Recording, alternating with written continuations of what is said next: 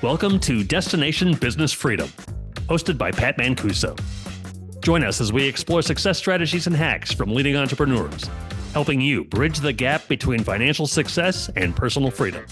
Your journey starts here.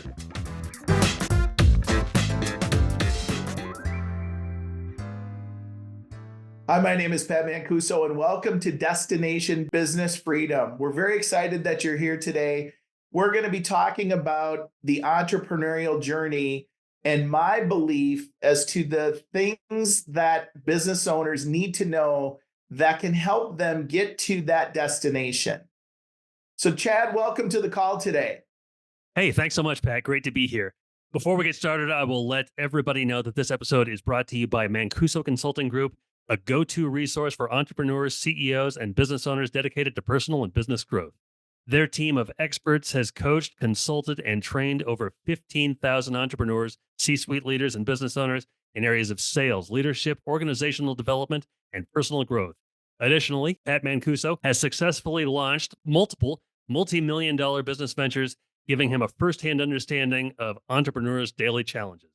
At the Mancuso Consulting Group, they are committed to exploring innovative ways to help businesses and leaders grow their people and improve their bottom lines. To learn how the Mancuso Consulting Group can help you reach your greatest potential, visit www.themancuso.com or email them at pat@themancuso.com or call 651-503-7355.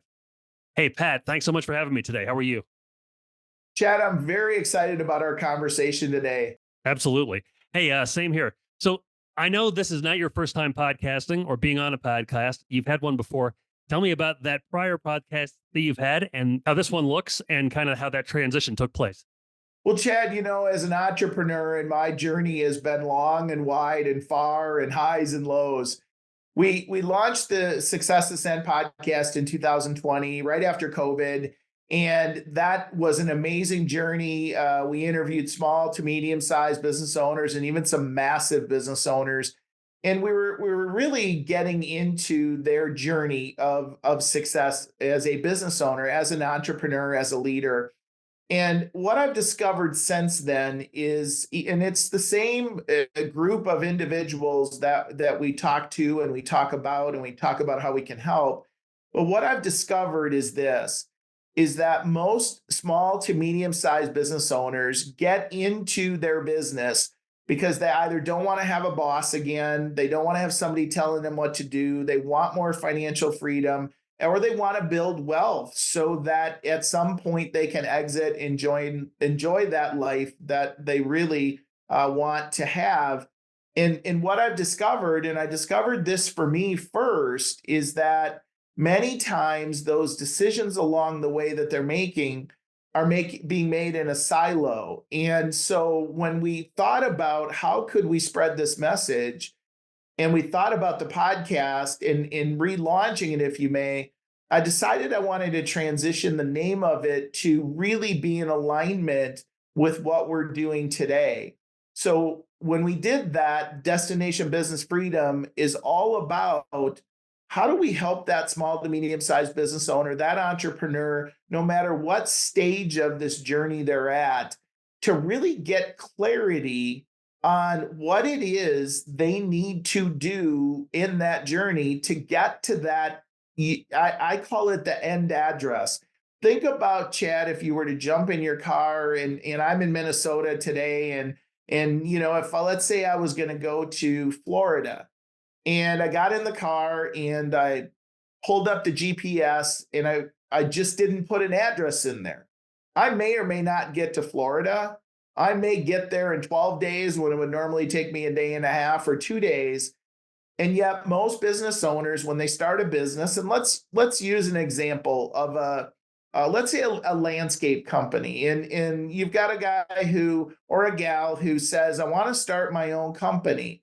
So they buy some equipment and they start, mowing lawns maybe, and, snow blowing. We had snow today in Minnesota, but they start, plowing, and all of a sudden they've got 5 employees or 10 employees, and they really never thought about what is it that I want to scale? What is it that I want to build so that at some point I can exit? And the exit is really about what do they want to have after they're done?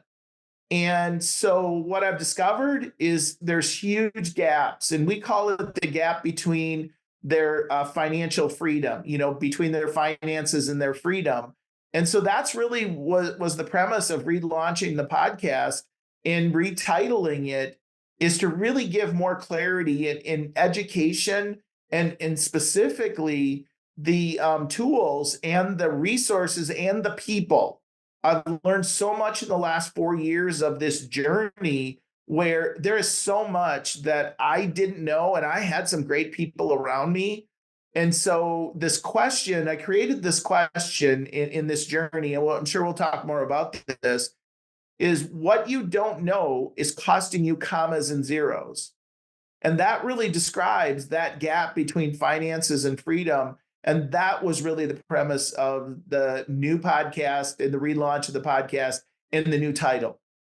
Okay, wow, that sounds very very interesting. I'll look forward to checking out some of your episodes. Hey, tell me a little bit more about then what you guys do at the Mancuso Consulting Group. So it's a great question. And, what I would say first and foremost, Chad, is there's not one answer. And what I mean by that is what we first have to define is, where is that business owner right now?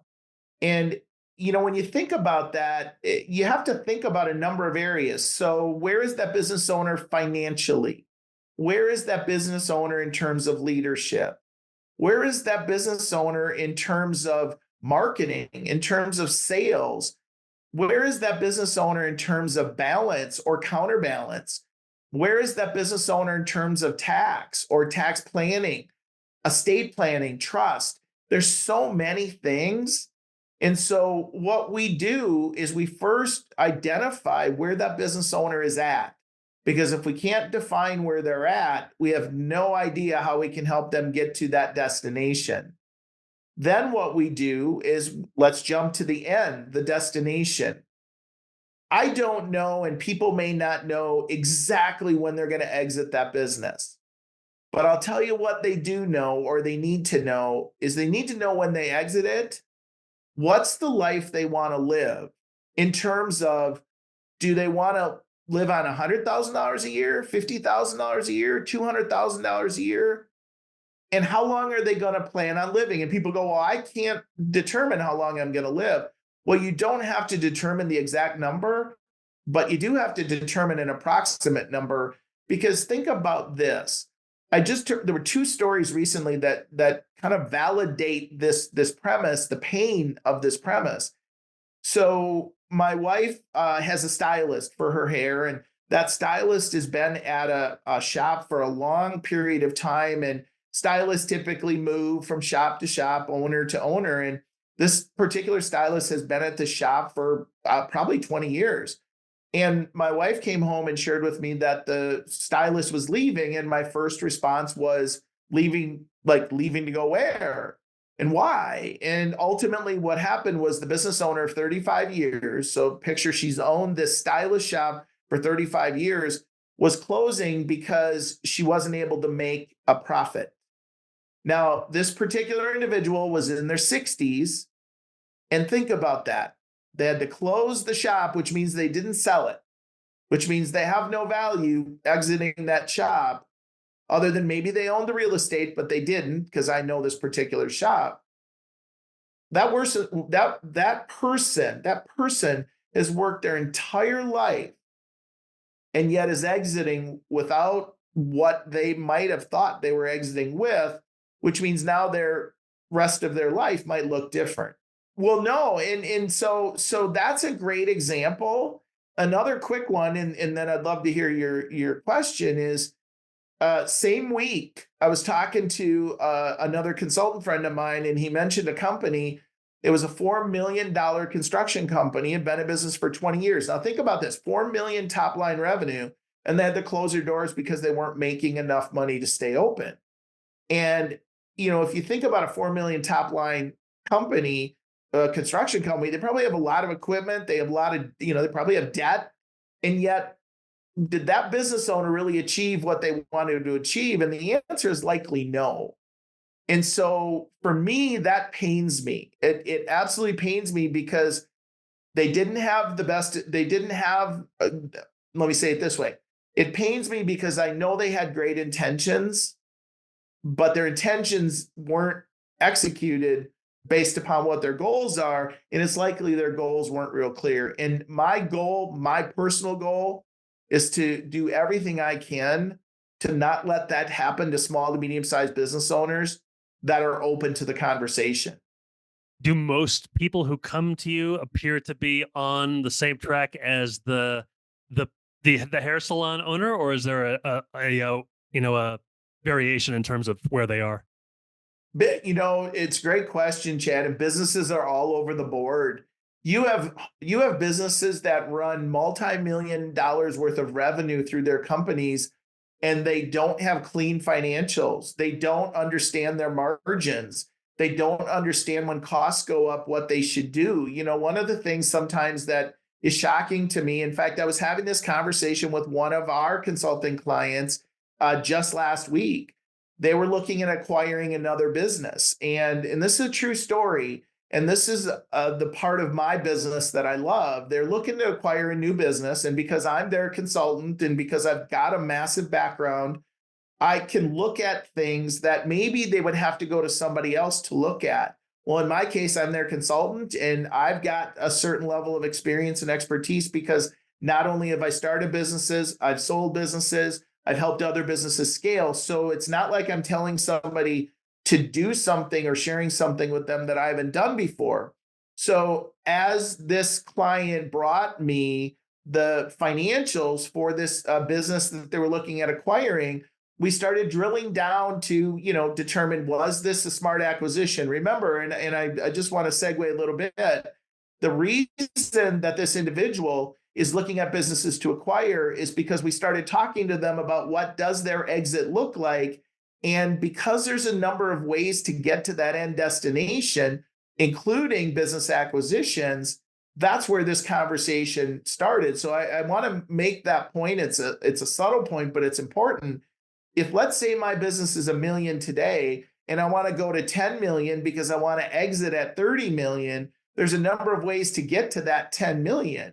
And so in this case, one of their strategies was acquisition. So as we're looking at the financials, I asked the following question. I said, well, what is the revenue per client that's being charged? How many clients does this company have? And what's the revenue per client that's being charged? And the response was about $450. And my next question, I already knew the answer, but I needed them to respond because they needed to own it. I said, what's your cost or what's your revenue per client? And they said 390. Now, if you just stop and think about that for a second, here's a company they're going to acquire and their revenue per customer is 450 and their personal revenue per customer is 390. So then my question to this particular client was, so are you providing the same level of service, less service, or more service in your mind than the company that you're looking to acquire? And of course, their response was, is the same or more. And so then we started strategizing around what if they raise their prices? And Chad, you can probably imagine when you tell a business owner or ask them or share with them or open their mind to what's your thought about raising their prices, what do you think happens when you ask that question? What's their initial response? Nobody's going to want to buy. No, yeah, nobody's want to buy. And what was interesting is we did an analysis then and showed them that if they raise their prices to that 450, and even if, and again, these are scenarios, but even if they lost 15% of their existing clients that said, no, we're not willing to pay those prices, they actually would move forward in terms of their revenue. And so it's that type of thinking that only comes from the understanding where you're at right now, understanding where you want to go, and also understanding all the ways you can get there. So what made you decide, as I mentioned in your intro, you've launched multiple multi-million dollar businesses. What made you decide to get into this consulting business? Well, Chad, I've been in consulting for a long time, Okay. both in terms of companies, individuals, entrepreneurs. What's really got us passionate now is in what we've discovered that small to medium sized business owners are missing. And those have come from, we scaled over the last 2 years, got into relationship with about 800 business owners that we've provided a service to them, a financial service. And so we've had an opportunity to talk with those business owners, understand more in depth about their business. And what we've discovered is they may have a resource for, let's say, a CPA, but the CPA is not talking to the consultant. They may have an attorney, but the attorney is not talking to the CPA. And the best example I can give this, the best example, again, these are real live examples. I always try to protect the guilty and or the innocent, because you never want to make anybody wrong, because nobody is wrong. They just may not have the right people around them. So we have a client we did business with, and we started talking with them, and they said, "Hey, we really think we need some better CPA advice. Do you have any resources?" I said, "Absolutely, we do." And what we do, Chad, is there are things that we do internally, like organizational development, accounting, and a number of other things. And yet we also then have amazing relationships. And so I said to the individual, I said, "Well, why do you think that you need a new accountant? Like, what's causing that to be a conversation?" "Well, we just think we're paying too much in taxes." And I said, so like we started talking about their structure. And there's no judgment in what I'm about to say, but logically, most business owners in hearing this would go, "Well, that what I'm about to tell you is like no brainer." They own a business, they own a multi-million dollar business along with a building that's worth multi-millions. And that building is in their personal name.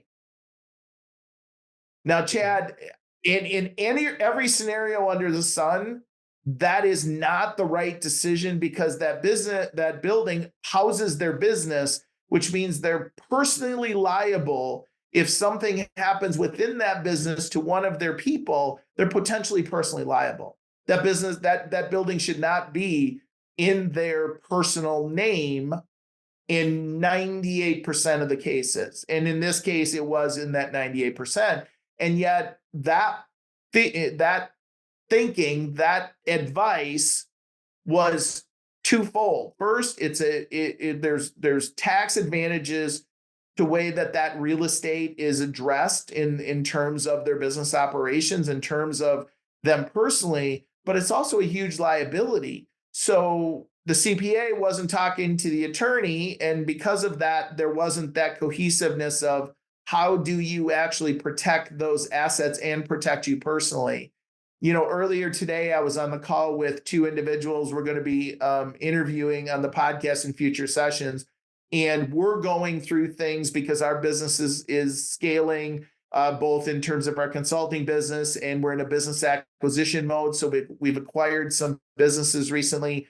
And we're talking about strategies that honestly I have never heard of that do asset protection. That's another thing that many business owners don't understand is asset protection. When you run a business, you have liability. Most business owners, I believe 99.9% of them, have the best of intentions when they're running their business. But there's also things that can happen in a business that, although there was no wrong, or maybe there wasn't an intention, somebody is going to come after you. Well, you've got to protect your business assets.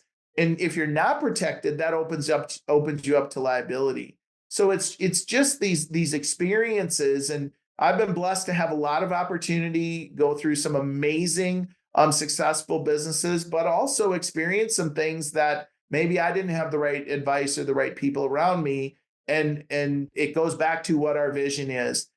That I don't remember what the exact percentage is, Chad, but the numbers are staggering. It's like well over 50%. I think it might be 75% of business owners, small to medium sized business owners, fail. So that wasn't their goal when they started the business. That wasn't their goal when they signed a loan agreement, or they put their house on the line, or signed a personal guarantee. And I'm not going to be able to drop that number down to zero, but I'm going to do everything I can in the future moving forward, as we've been doing over the years, to really help those small to medium sized business owners achieve what their goals were. Yeah, I'm guessing a lot of entrepreneurs have a great idea for a business, but no matter how great that idea is, if you don't know how to run the business, then you could be in trouble. You talked about some of the lessons that you've learned. What's a lesson that you learned that you would only have you couldn't learn in an entrepreneurship class in school? You just had to do it. How much time do we have? I would tell you there's a number of them. Let me start with the big ones, okay? Mhm, So, and I experienced this from a not positive perspective, and mhm, I learned, and yet the not positive perspective has given me a ton of perspective where I'm at today. So think about many business owners where you have more than one entrepreneur.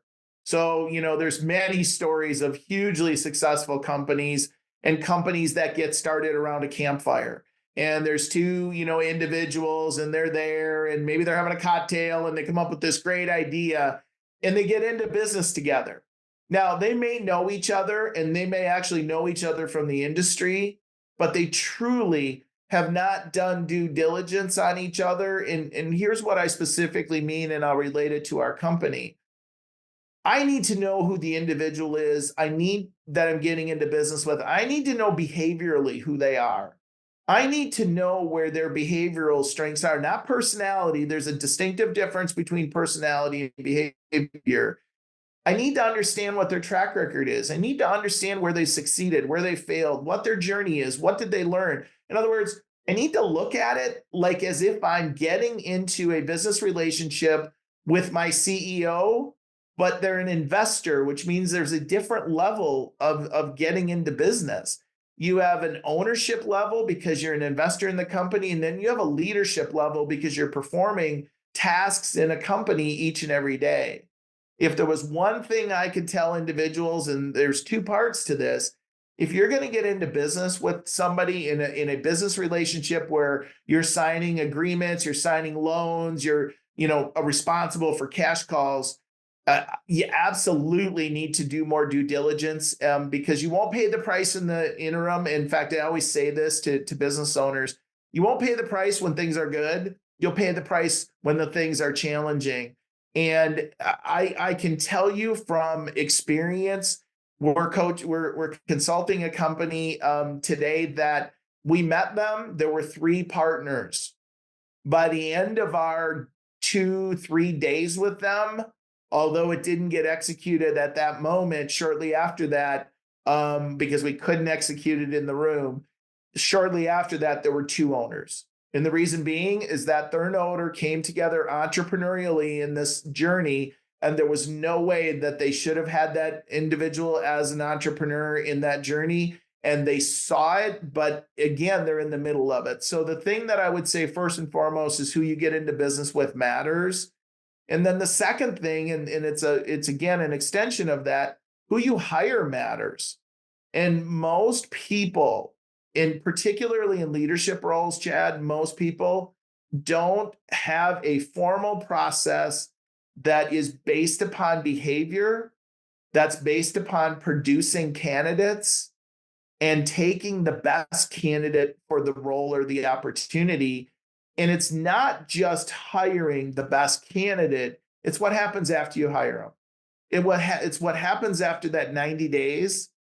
And, story after story after story. One example I use in conversations with people is I was in an event about quite a long time ago, and there was an individual in the room, and they were sharing kind of their battle wounds, their scar wounds, and they said, I had this employee, and I just, it was just such an uncomfortable deal to let them go. And so I went about 9 months where I was basically hoping they would leave the organization. Now, they ultimately left the organization after 9 months, and this individual's share in the room was, and I'm so glad that they left on their own. And as a business consultant, I'm thinking, oh my goodness, if that were my client and that were I was consulting that client, they would understand how much that cost that organization in terms of how much damage did that individual do in 9 months to the culture? How much damage did that individual do to the clients? How much damage did that individual do in terms of operationally? In other words, what I'm saying is when you have the wrong people in the wrong seats and you maybe even have them on the wrong bus, business owners, entrepreneurs, small to medium size, they underestimate the cost of that bad hire, or they underestimate the cost of what it does to the organization when they don't take action. They always know at the point they need to take action. You can ask, we do organizational assessments with organizations and we'll get the CEO back in the room after we do the organizational assessment and we'll point things out to them. And then I'll say to them, so is this new to you or is this something you've known for a while? Yeah, Pat, you're right. It's something we've known for a while. I go, well, how long have you known it?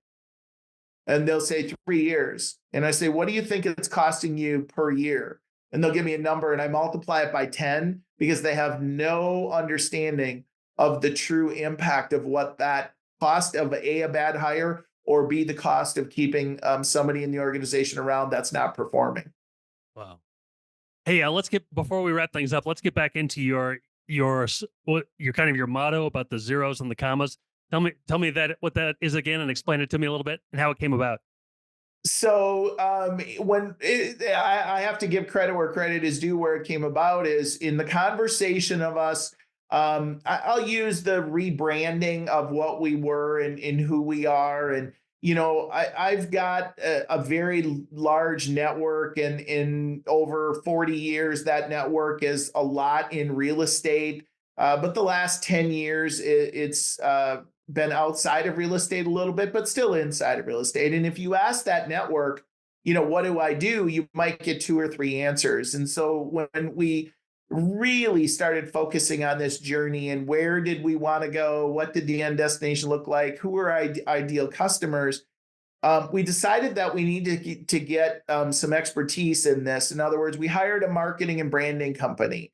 And it wasn't, I have to be really clear, this company wasn't about just creating logos. The team over at Brandface, and I'll give them a plug, they're actually going to be on our podcast here in the future. What they did was they took me through an entire process to really go step by step fundamentally of who is my ideal client? How do I want to serve them? What is that? What are the challenges with that client?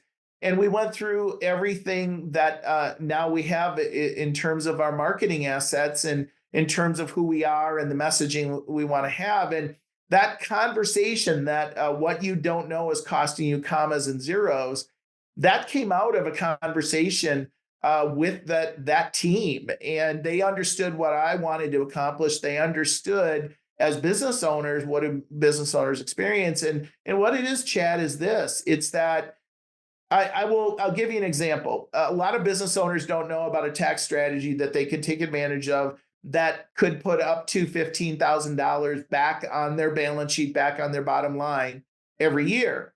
And I say and of course, there's things that need to be followed to take advantage of the tax credit. You need to, cross your T's, dot your I's. So let's be clear, I'm not giving you tax advice, but I am sharing with you there is a strategy out there that can be taken advantage of. So when I talk to business owners, I'll say to them, let me ask you a question. And there's no judgment on this question. I say, let me ask you a question. When was the last time? And I can always fill in the blank. In this case, I'll use the example in the tax credit I was speaking about. When was the last time your accountant or CPA called you? Not you called them. They called you with a tax saving strategy or a tax deduction to help you add more money to your bottom line. And Chad, what do you think the percentage is of the answer never to that question to small to medium-sized business owners? My accountant never calls me. I'd say What do you think? More than 50%? Chad, 98%. Oh my goodness. I virtually have no one tell me, well, yeah, they called me. Now they'll say, well, I called them because I was talking to so-and-so and so-and-so, or I read something, I heard something. For me, that's not acceptable. We're going to bring things, they can decide what they want to do with them, but we're always going to make sure there's only two ways to get to that destination: add revenue to the top line and add more money to the bottom line. There's a lot of ways to do it, but the goal is that our clients are going to be able to get to that destination sooner than they had ever imagined, because they actually define it.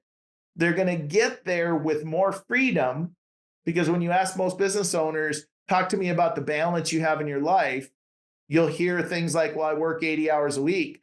I look at that and I go, well, they could be working 40 hours a week without laying awake at night, wondering how they're going to meet payroll, without all the liability, making more money, having more retirement, more savings. They could go work for a company. I mean, the unemployment rate or the job opening rates are crazy right now. There are companies that are paying way more than they used to for people. So it's really that journey, if you may, that what don't you know that's costing you commas and zeros. And almost every day, and I say this humbly, almost every day, the circles that I run in, the things that I read, the things that I research, there is something I'm learning each and every day that's going to help people close that gap in what they don't know. And so we're pretty excited about all the things we can offer people. Yeah, absolutely. I can tell any entrepreneur, no matter where they are, could benefit greatly from visiting the Mancuso Consulting Group and also by listening to this podcast. Last question for you. What are you most excited about as you transition into this new podcast? Oh, the impact that we're going to have. I think that's the biggest thing for me, is the impact that we're going to have. I'm also very excited about working with the Rise 25 team. I again, a little plug, but this is how business is done. I was introduced to Jeremy and John and the team over there, and I'm excited about the impact that we're going to have because of what they know, and I'm not having to recreate the wheel. And so we've already lined up some amazing guests, and we're really excited about what they're going to be able to deliver. And whether somebody does business with us or not, that's really not what our focus is of the podcast. I want to deliver information to people so that when they get to that end destination, it's exactly what they wanted. And if we can help through the vision and the mission of the podcast to do that, whether they ever do business with us, that's okay. And that's what our goal is. Okay. Well, that sounds great. Can't wait to hear it, Pat. Hey, thanks so much for having me today. It's been great to talk to you. Hey, I love it, Chad. Thanks so much. Thank you for joining Destination Business Freedom with Pat Mancuso. May the insights and strategies shared guide you towards financial prosperity and personal freedom. Continue to navigate boldly. Until next time, keep transforming challenges into achievements. Farewell, and stay the course.